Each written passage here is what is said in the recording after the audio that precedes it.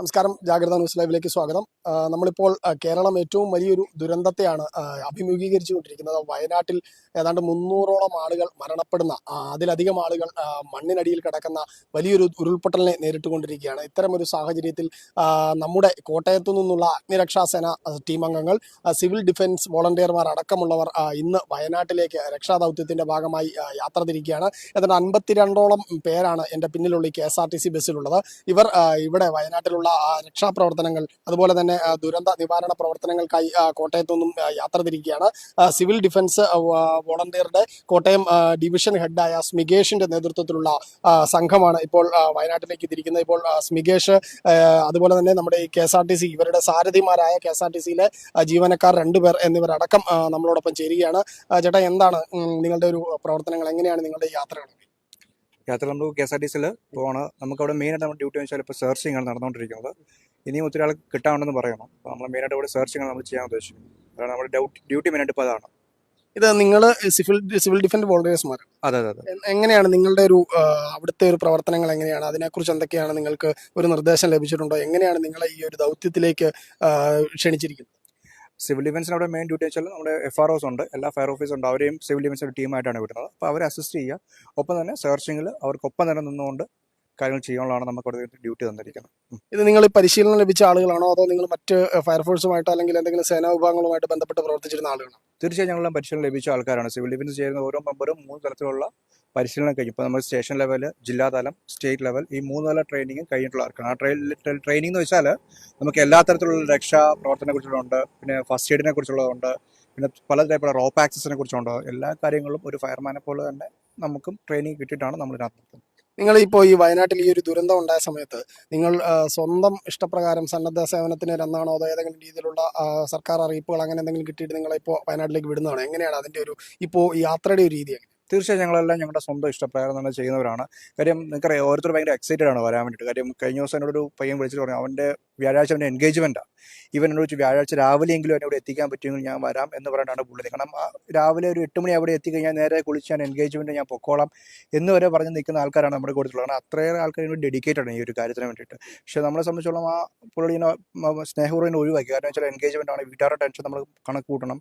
തൽക്കാലം ഈ ബാച്ചിൽ വേണ്ട, അടുത്ത ബാച്ചിൽ വരാമെന്ന് പറഞ്ഞു. ആൾക്കാർ അത്രയും റെഡി ആയിട്ട്. കാരണം നമുക്ക് ഏകദേശം ഞങ്ങൾ വിളിച്ചപ്പോൾ 50-ലേറെ ആൾക്കാർ റെഡി ആയി പോകുന്നു. പക്ഷേ അതിനകത്ത് നമുക്ക് സിവിൽ ഡിഫൻസിൽ നിന്ന് മാത്രം 22 അടി കച്ചോട്ട് ചെയ്യേണ്ടി വന്നു.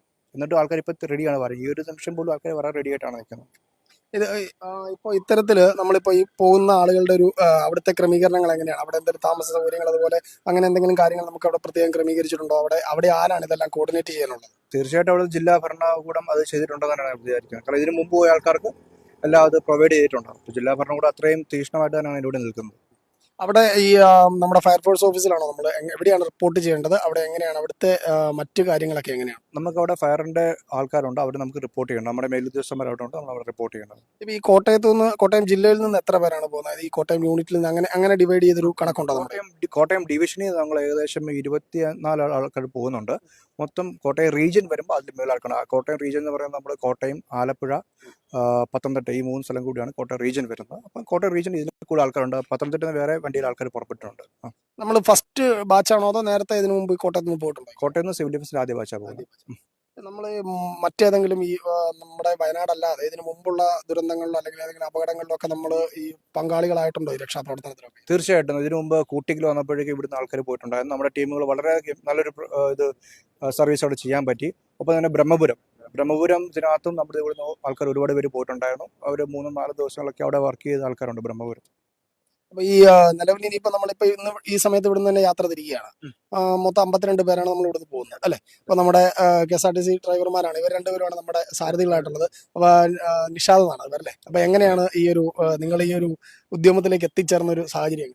വളരെ സന്തോഷത്തോടു കൂടിയാണ് ഞങ്ങൾക്ക് രണ്ടുപേർക്കും ഇന്ന് ഡ്യൂട്ടി ഓഫ് ആണ്. ഇന്നലെ ഞങ്ങൾ ഡ്യൂട്ടി ചെയ്തവരാണ്.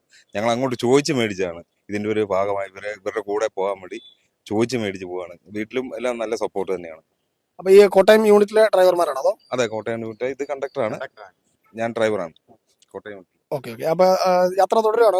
സ്റ്റാർട്ട് ചെയ്യാറായോ? അതോ സ്റ്റാർട്ട് ചെയ്യാം. ഓക്കെ. അപ്പോൾ ഏതായാലും ഇവരിപ്പോ ഇവിടെ നിന്ന് വയനാട്ടിലേക്കുള്ള യാത്ര ആരംഭിക്കുകയാണ്. കോട്ടയം KSRTC ഡിപ്പോയുടെ വാഹനത്തിലാണ് ഇവർ യാത്ര തിരിക്കുന്ന 52 പേരാണ് കോട്ടയം യൂണിറ്റിൽ നിന്നും ഇപ്പോൾ വയനാട്ടിലേക്ക് രക്ഷാദൗത്യവുമായി യാത്ര തിരിക്കുന്നത്. നമുക്ക് ഈ ദൃശ്യങ്ങളിൽ കാണാം. കോട്ടയം ഫയർഫോഴ്സ് യൂണിറ്റിന്റെ മുന്നിൽ നിന്നുള്ള ദൃശ്യങ്ങളാണ് ഇപ്പോൾ കാണുന്നത്. ഇപ്പോൾ ഇവിടെ നമ്മുടെ സിവിൽ ഡിഫൻസ് വോളണ്ടിയർമാരും അതുപോലെ തന്നെ യാത്രക്കാരും അടക്കമുള്ളവർ ഈ വാഹനത്തിനുള്ളിലേക്ക് പ്രവേശിക്കുന്നുണ്ട്. ഇവരിവിടെ കണ്ടു. നമുക്ക് വാഹനത്തിനുള്ളിൽ കയറി കാണാം. ഇവരെല്ലാവരും ഈ സിവിൽ ഡിഫൻസ് വോളണ്ടിയർമാരാണ്. ഇവരുടെ ഈ ഒരു പ്രവർത്തനത്തിനായി പോകാൻ തയ്യാറായി. നിങ്ങളെല്ലാവരും ഈ വയനാട്ടിൽ പോകുന്നവരാണോ? നിങ്ങൾ മറ്റു പല ജോലി ചെയ്യുന്ന ആൾക്കാരാണോ? ഫയർഫോഴ്സിലാ. സാറ് കോട്ടയത്താണോ? അല്ല, ഞാൻ കടുത്തുരുത്തിലേക്ക്. അപ്പൊ എങ്ങനെ ഈ ഒരു പ്രശ്നം കണ്ടിട്ട്? അത് സാറ് പറയും. അല്ല, ഞങ്ങളുടെ പല ടീമുകളായിട്ട് പോയിരിക്കുകയാണ്. വീണ്ടും ഞങ്ങൾ അവർക്കൊരു ചേഞ്ച് കൊടുക്കാനായിട്ടാണ് ഞങ്ങൾ ഇന്ന് പോകുന്നത്. ഞങ്ങളിപ്പോൾ ഇത് 3ാമത്തെ ടീമാണ്. ഫയർ ആൻഡ് റെസ്ക്യൂവിൻ്റെ 3ാമത്തെ ടീമാണ്. ഞങ്ങളിപ്പോൾ കോട്ടയം, ആലപ്പുഴ ജില്ലകളിൽ നിന്നുള്ള ആൾക്കാരാണ് അതിനകത്ത് സിവിൽ ഡിഫൻസ് അംഗങ്ങളുണ്ട്.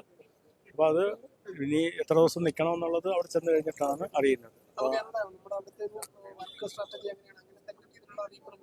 ഇല്ല, അതൊക്കെ നമുക്ക് അവിടെ ചെന്ന് കഴിഞ്ഞിട്ട് നമുക്ക് ഇതുണ്ടാവും.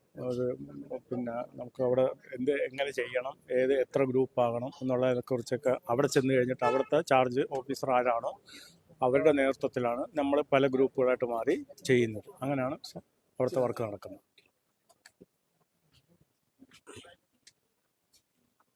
നിലവിൽ കോട്ടയം ഫയർഫോഴ്സ് യൂണിറ്റിൽ നിന്നുള്ള അതുപോലെ തന്നെ സിവിൽ ഡിഫൻസ് വോളണ്ടിയർമാർ അടക്കമുള്ള സംഘമാണ് ഇപ്പോൾ യാത്ര തിരിക്കുന്നത്. ഇവിടെ കോട്ടയം ഫയർഫോഴ്സ് യൂണിറ്റിന് മുന്നിൽ നിന്നും KSRTC ബസ്സിലാണ് ഇവർ യാത്ര തിരിക്കാൻ ഒരുങ്ങുന്നത്. 52 പേരാണ് ഇപ്പോൾ നിലവിൽ കോട്ടയം ജില്ലയിൽ നിന്നും ഈ ഒരു പ്രവർത്തനങ്ങളുമായി ബന്ധപ്പെട്ട് കോട്ടയത്തു നിന്ന് ഏതാനും നിമിഷങ്ങൾക്കകം പുറപ്പെടുന്നത്. നമുക്ക് ഈ ദൃശ്യങ്ങളിൽ കാണാൻ വരും. എല്ലാവരും ഇപ്പോൾ യാത്ര തിരിക്കുന്നതിനുള്ള തയ്യാറെടുപ്പ് നടത്തിക്കൊണ്ടിരിക്കുകയാണ്. എല്ലാം ഒരുക്കങ്ങളെല്ലാം പൂർത്തിയാക്കിയിട്ടുണ്ട്, ക്രമീകരണങ്ങളെല്ലാം നടത്തിയിട്ടുണ്ട്. 52 പേരാണ് ഫയർഫോഴ്സ് ഉദ്യോഗസ്ഥരും അതുപോലെ തന്നെ സിവിൽ ഡിഫൻസ് വോളണ്ടിയർമാരും അടക്കമുള്ള 52 പേരാണ് ഇപ്പോൾ യാത്ര തിരിക്കാൻ ഒരുങ്ങിയിരിക്കുന്നത്. നമുക്ക് ഈ ദൃശ്യങ്ങളിൽ നിന്ന് കാണാം. ഇവർ പുറപ്പെടുകയാണ്. അതായത് ഈ കുറച്ച് ദിവസങ്ങളോളം ഇവരവിടെ വയനാട്ട് ദുരന്ത ഭൂമിയിലായിരിക്കും രക്ഷാപ്രവർത്തനം നടത്തുക. ഉദ്യോഗസ്ഥർ അടക്കം ഇതിനായി തയ്യാറെടുത്ത് കഴിഞ്ഞിട്ടുണ്ട്. നമുക്ക് ഈ ദൃശ്യങ്ങളിൽ നിന്ന് ഇത് കാണാൻ സാധിക്കുന്നുണ്ട്. ഇവർ എത്ര പേരാണ്? ഇവരുടെ ഒരു വളരെയധികം രക്ഷാപ്രവർത്തന മേഖലകളിലടക്കം ഇത്തരം ദുരന്ത മേഖലകളിലടക്കം പരിശീലനം ലഭിച്ച ആളുകളാണ് ഇപ്പോൾ ഈ ഒരു പ്രവർത്തനങ്ങൾക്കായി വയനാട്ടിലേക്ക് യാത്ര തിരിക്കുന്നത്. കോട്ടയത്തു നിന്നുള്ള ദൃശ്യങ്ങൾ, തത്സമയ ദൃശ്യങ്ങളാണ് ഇപ്പോൾ നമ്മൾ കണ്ടുകൊണ്ടിരിക്കുന്നത്.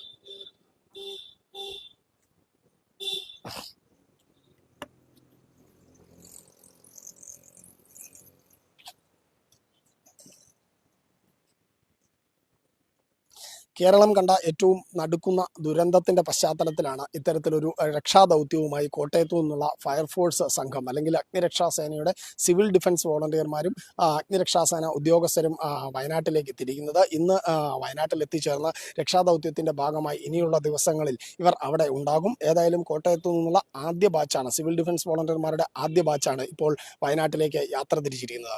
കേരളം ഒപ്പം നിൽക്കുന്ന, കേരളത്തിന്റെ ദുരന്ത ഭൂമിയിൽ, കേരളത്തിന്റെ മനസ്സ് മുഴുവൻ ദുരന്ത ഭൂമിയിൽ നിൽക്കുന്ന ഒരു സാഹചര്യത്തിൽ തങ്ങളുടെ ആത്മാർത്ഥമായ സമർപ്പണത്തിനായാണ് ഇവർ വയനാട്ടിലേക്ക് തിരിക്കുന്നത്. ഏതായാലും ഇനിയുള്ള ദിവസങ്ങളിൽ അവർ നടത്തുന്ന രക്ഷാപ്രവർത്തനത്തിന് എല്ലാവിധ പിന്തുണയും വാഗ്ദാനം ചെയ്യുന്നു. കോട്ടയത്തു നിന്നും ടീം ജാഗ്രത.